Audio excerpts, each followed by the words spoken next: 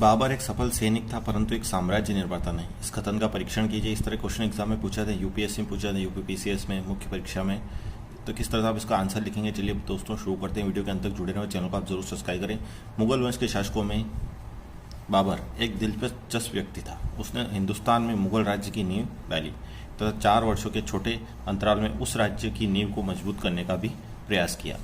उसे हम निश्चय ही एक सफल सेनानी मान सकते हैं, क्योंकि उसने अपनी सैन्य प्रतिभा के बल पर फरगना के एक छोटे से राज्य को आरंभ कर हिंदुस्तान जैसे एक बड़े राज्य की यात्रा पूरी की। इस बीच उसके व्यक्तित्व में कई उतार चढ़ाव आए, परंतु उसने सफलतापूर्वक उन चुनौतियों का सामना किया। अब जहां तक साम्राज्य निर्माण का प्रश्न है, इस लक्ष्य को प्राप्त करने के लिए न तो बाबर को पर्याप्त अवकाश मिला था, न ही उसके पास इसके लिए अपेक्षित संसाधन मौजूद थे। पानीपत के युद्ध से लेकर घाघर के युद्ध के बीच उसे खानवा के युद्ध जैसे एक महत्वपूर्ण युद्ध लड़ना पड़ा। खानवा का युद्ध जीतने के पश्चात ही वह हिंदुस्तान पर अपनी सफलता को सिद्ध कर सकता था। यकीनन लोदियों की तुलना में सांगा के अधीन राजपूत शक्ति कहीं अधिक संगठित थी। फिर भी अपनी सैन्य प्रतिभा के बल पर बाबर ने इस युद्ध को जीता था।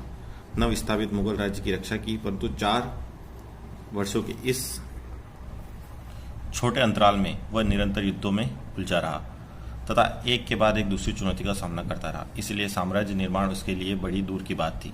उपयुक्त कारण से बाबर को साम्राज्य निर्माता नहीं माना जा सकता, परंतु इतना तो माना ही जा सकता है कि उसे कुछ ऐसे महत्वपूर्ण राजनीतिक निर्णय लिए जिन निर्णयों ने मुगल के भावी साम्राज्य की आधारशिला निर्मित कर दी।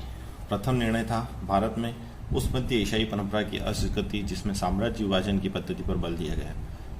दूसरे शब्दों में मध्य एशिया में विभिन्न उत्तराधिकारियों के बीच राज्य विभाजन की परंपरा एक लंबे काल में से आ रही थी। इस प्रगतिहीन परंपरा के कारण चंगेज खान एवं तैमूर का साम्राज्य नष्ट हो गया था।